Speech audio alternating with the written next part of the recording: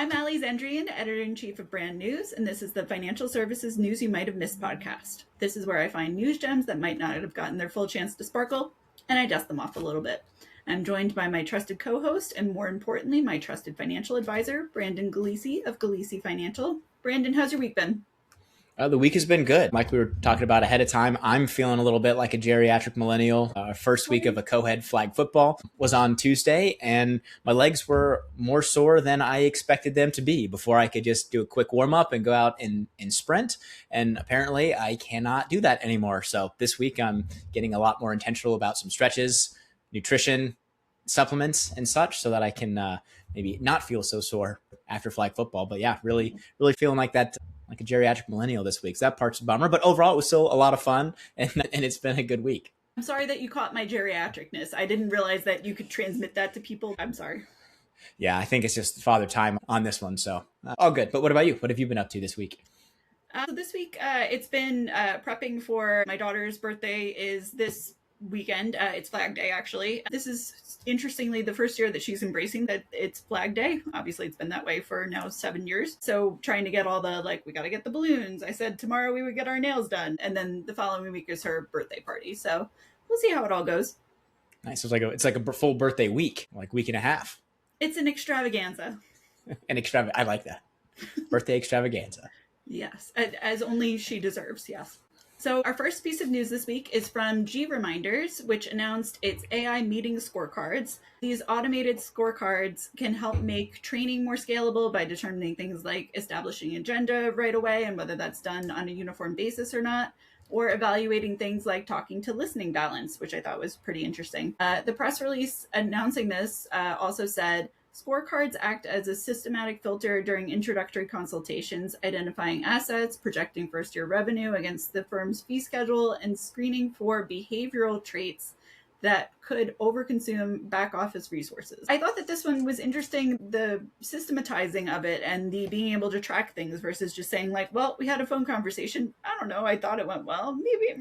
What did you think of this? I love it. I mean, I absolutely see the systematic side, which is what the article went into more, but I'll share some thoughts, even how I think it would help both of our businesses as well as solo advisors, because of course you've got the training aspect and even compliance, being able to listen in so that you can coach, we'll say younger or junior advisors, which makes complete sense to me and is an awesome use case. But I think even as a solo advisor or a solo business owner yourself right now, we could still benefit from something like this to see, I know I go back and check my meetings to see how much am I talking versus not. And the type of meeting dictates that. If it's a recommendation heavy meeting, I am going to be doing probably more talking versus if it's more of an intro call, my goal is to not do as much of the talking. So it's cool to be able to go back and check that. But then also make sure that if I do have goals to bring up a particular topic, making sure that I actually do that and get some level of coaching through the direct transcript from that call so that I can improve. So again, completely agree with the article, and it sounds like an awesome tool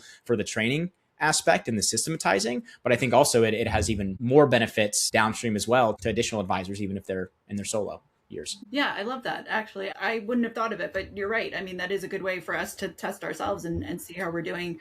I would be curious, though, if anyone lists somewhere like the ideal talk to listening ratio, because it seems like on the one hand, obviously you want to, and I'm sure especially in financial advice, if someone's got a lengthy financial story and there's a lot of pieces that they need to explain to their situation, you want to be able to listen more than you want to talk. But it seems like in certain circumstances, if you're also listening too much, then it's, okay, well then am I not exuding confidence or explaining myself very well? Or I would be curious where that right balance is. And if there is a specific number, I feel like there has to be a metric somewhere. Right. Yeah, I agree. That would be interesting to see, and at least a range, because not all meetings are created equal, right? Where if I'm talking more about why money is important to someone, shout out to Carl Richards, one of my favorite questions that I've literally asked my entire career since 2018. But that meeting, I hope that I'm doing less of the talking because I'm asking questions and having this meaningful conversations and more or less facilitating.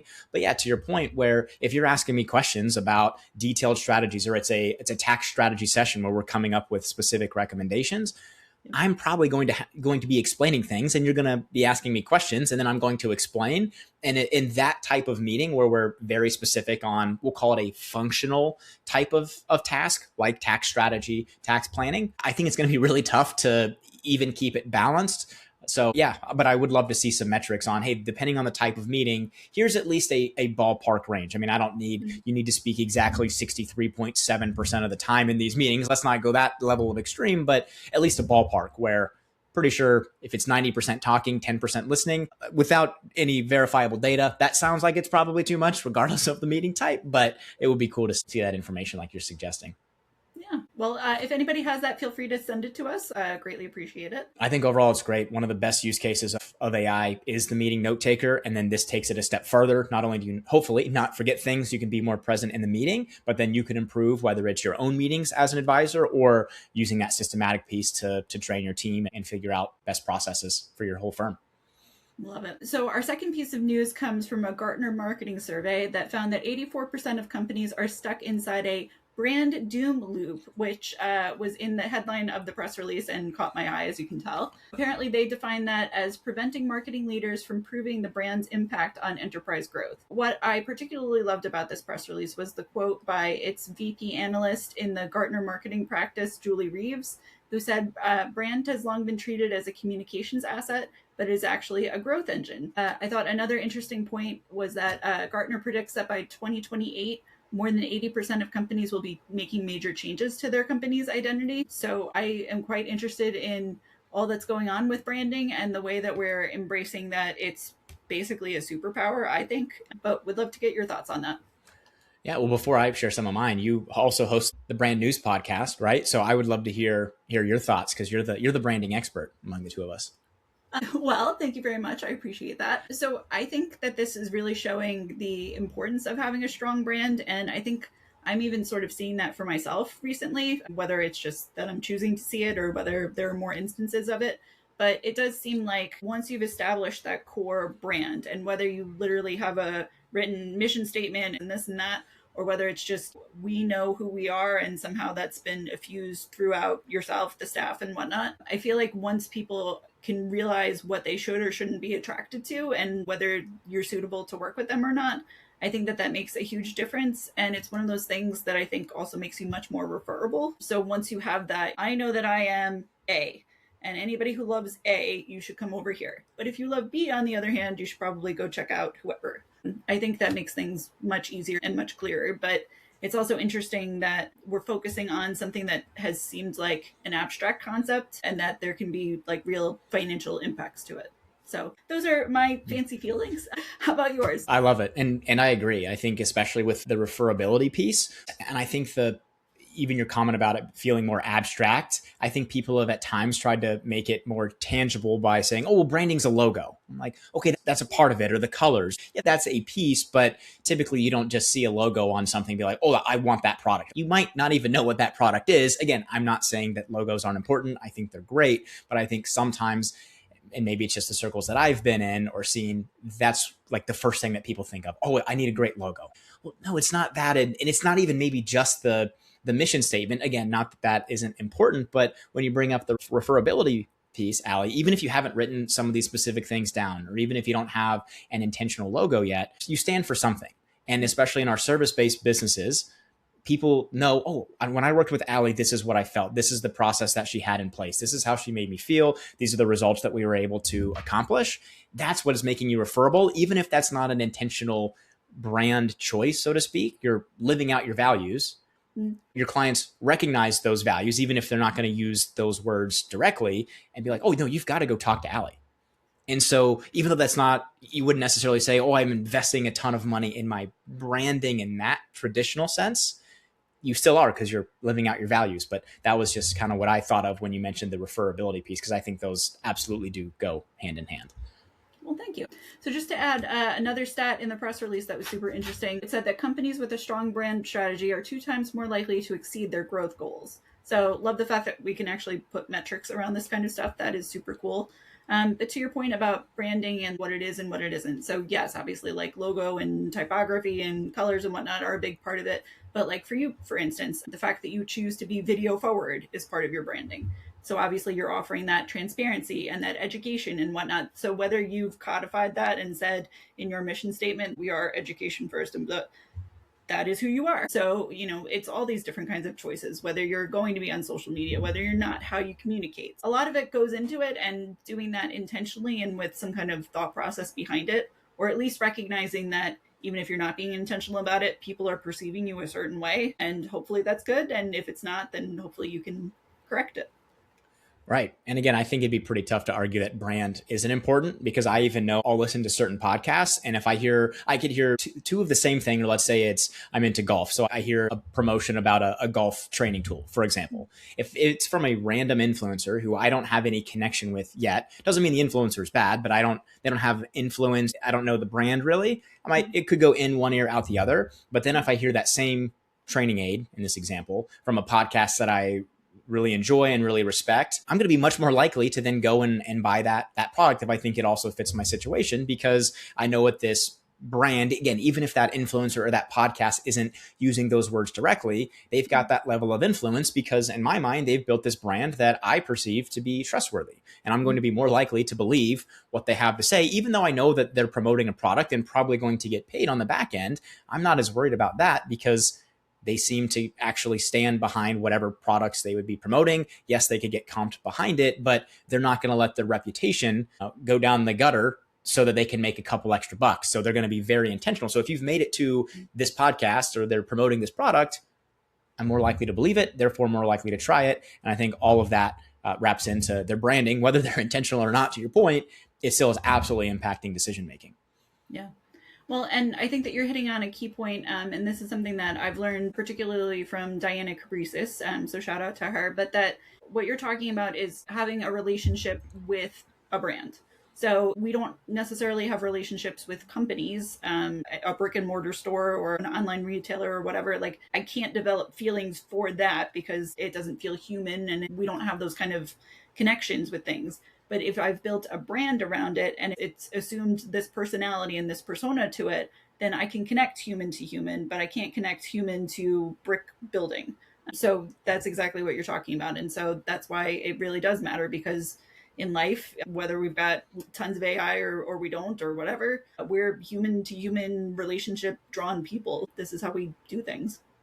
Right. And that's a great way to be able to differentiate. I mean, AI can do your logo and colors and all of those things. And they could even come up with your mission statement, but it's not going to be the brand. Well, in our case, it's even easier. We are the brand, but it's going to take more intentionality and make sure that your company has those values and is perceived in that certain way. And that might be the differentiation, because there's a lot of, even in my space or both of our spaces, a lot of great PR folks, a lot of great financial planners, but we still are unique because we're human. It's not because we have access to different information than a lot of our colleagues might, but people might just connect well with the two of us.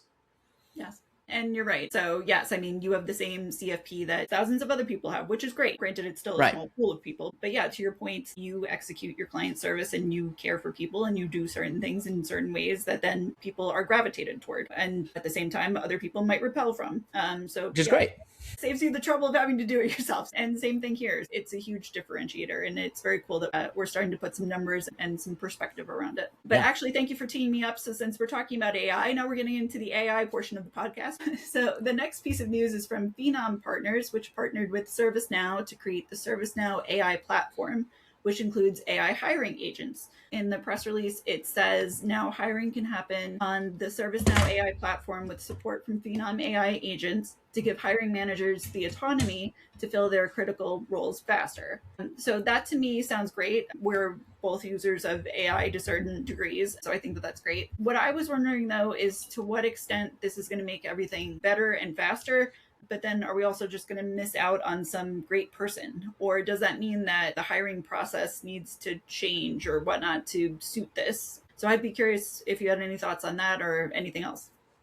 The questions that you just posed there were exactly the first things that came to my mind. And now I feel a little, I didn't tell you this ahead of time, but feel like a bit of an investigative journalist here. One of my buddies that I play golf with works at ServiceNow. So whenever I was going through, I sent him the link to this and was like, hey, how is this going to impact you? And what exactly does it do? My concerns, because I have seen videos out there where candidates are getting interviewed by a complete AI, I guess, I mean, it looks like a person. I think they do know it's AI ahead of time, but it is an AI talking head and asking interview type questions with, I don't know what the human interaction is on the back end, but right. I feel like in that case, I'm like, oh, that's kind of scary. I mean, what is quality going to look like? What if someone says, or AI hears in the microphone wrong, like it transcribes a word wrong and it totally changes it.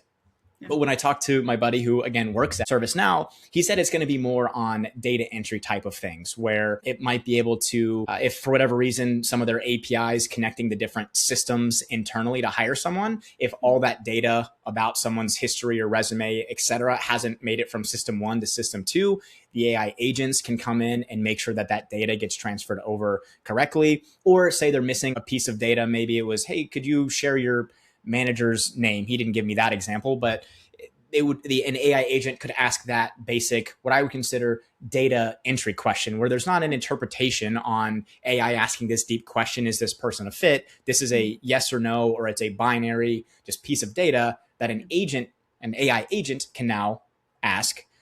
The candidate can respond with that piece of information, and then it's making sure it gets connected. So it did sound like, again, at least from his perspective, it's using AI, how you and I both love to use it, where AI is best for that data entry piece, but still relying on the humans for the actual interview and the actual decision-making when it comes to that hiring process. I am stunned that you did this level of reporting for this podcast. We should all feel honored that you went that extra step. So thank you for that. I super duper appreciate that. So love all of those things in talking about data entry and whatnot. So that made me think of, and obviously dating myself, I am the geriatric millennial of the two of us, even if your body is saying that you are. I feel like when I was first applying for jobs, there was very much you have to have like XYZ word on your resume because everybody's like looking for the word. So are we going to get back to that kind of place? Does this change that in any kind of way? Or is it just, look, like good hires are going to surface no matter what, because that's just how everything works? I don't have an answer to that one directly, and I'm not necessarily a hiring expert, but that would be my biggest concern. Again, not with this article in particular, because it sounds like they're using AI in a good case, but I do think a lot of other companies could potentially get sloppy with it, where they do that. They're looking for just a few keywords. And if we're boiling down a resume, whether a human's looking at it or an AI to, oh, they need these couple of words. I'm like, what words could possibly be so valuable that alone is a yes stack and a no stack, right? So I feel like, how do you balance this where AI is good at the data entry or filling out basic tasks? But again, I'm not a hiring expert, but I just don't see how, especially for higher level roles, that you need to get humans in there, because someone could also have a perfect resume, but then, or they can interview just okay, but you have to factor in all these different nuances. It's just not ever going to be black and white, I don't think. Exactly. It's just too much human nuance. We're dealing with human beings here. Right. And yeah, like you said, I mean, neither of us, I've never learned about HR in any respect, but I would be curious how this changes everything. So I guess we will see as the AI world continues. Yeah, absolutely. So our final piece of news for this week is from Boston University's Questrom School of Business, which had research showing an AI layoff trap, as it was called, that hurts both workers and firms. This was the headline that caught my attention in this case.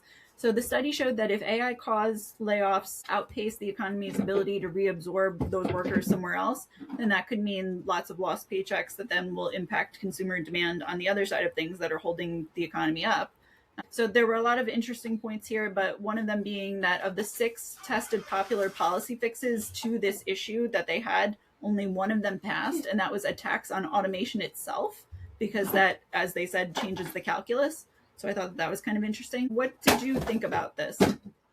It was very interesting, especially with the point of if there ends up being so many AI layoffs, and to the point where people then can't find jobs again, which we see so many articles and we've talked about them on this podcast. Some say AI is taking all of our jobs. Others are like, nope, it's just making us better. And then everything in between. But if it were to be the case that so many people lose their jobs and they can't find even similar-ish roles, or they can't ascend in those companies to do higher value tasks, if more people are on unemployment, now they don't have money to spend at these particular companies, which is effectively what the article was alluding to. So at least in theory, that aspect made sense. But then when it got into, they called it, and I have never heard of this, the Pigouvian tax on that. That was from the article on the per task level, to your point. And they did acknowledge in the article it would be really challenging, and they were looking at even a simplistic type of model, but trying to enforce something like that where what does a task even mean? How do you audit that? Is this a self-reporting? Oh, and also what government agency would you send this to? Is it the IRS? Is it your state? Is it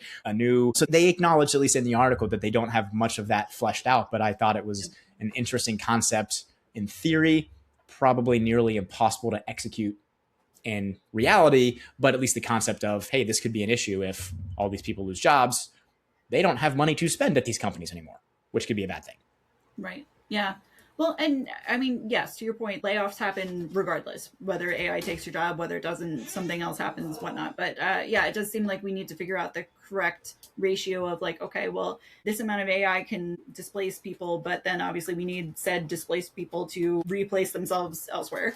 So we'll see how that goes. But another quote that I really love from this was from Jerry Tsoukalos. I apologize, I probably just butchered your name. One of the co-authors of the paper, The AI Layoff Trap, which said when a firm lays off workers to cut costs, those savings go straight to its bottom line, but the lost demand those workers represent gets spread thin across the entire economy. Every firm feels a tiny pinch, but no single firm feels the full hit of its own layoffs, so everyone keeps cutting, and that pull only grows stronger as AI gets cheaper and more capable. Competition creates an automation arms race that no amount of individual foresight can prevent. That just felt like, whew, it does call into question, do we need to be more thoughtful about this instead of just saying we've got a cool new widget and like let's all deploy it together and whatever happens happens. I don't know. Well, fortunately, I'm not in a position where I'm making these big decisions at these companies, because I think it would be tough. One of the analogies that I came up with was it's kind of like steroids in baseball. If you say, yes, you can do steroids in baseball, well, now effectively you have said everyone has to do steroids in order to possibly keep up. Or the same thing here. If everyone's automating everything, you're almost forced into that situation to keep up. But again, I'm not in these positions, so take that with a grain of salt. But I think your point about being extra intentional about it is incredibly valid, where, yes, of course, if you cut X number of jobs, that goes to your bottom line, at least in the short term. Right. But long term, and one of my favorite books is called The Infinite Game by Simon Sinek, where he talks about making decisions not for the next 3 months versus, the next 10, 15, 20, 30, 40, 50 years. When you're playing more of an infinite game, you make different decisions. So I think in that context, using that framing, we absolutely should be thinking about this differently, where maybe we could cut some people in the short term and automate some things, but how could we potentially elevate them where, yes, we're automating, but also elevating the value, not that our human value is solely tied to the work that we're doing, but at least the economic value in the company in this context. How can they make sure that they're still elevating, if you will, in the company, while then automating those lower level tasks? Don't know how to do it, but I think that is the most interesting point from the article too. Yeah. All that to say, so I forget exactly where, but I feel like I also saw, or we discussed previously, that AI, especially among solopreneurs or smaller firms, that it seems like it's making us more nimble and stronger as a result. So I would be curious to what extent all of these layoffs, does that mean that we have a much larger small business economy and we just sort of spread out where all the work goes? I don't know, but it will be interesting to see how this all plays out. Yeah, and an interesting thought experiment too. But yeah, really, really cool article. Thank you. And so I take it, for anybody who can see, apparently Cecilia really wants to go get her birthday balloon soon. So thank you for putting up with all this, and thank you for the great commentary. It's always good picking your brains. Thank you for all this, Brandon. Yeah, another fun podcast. Thanks for finding cool stuff for us to talk about. Thanks. Thanks, Allie.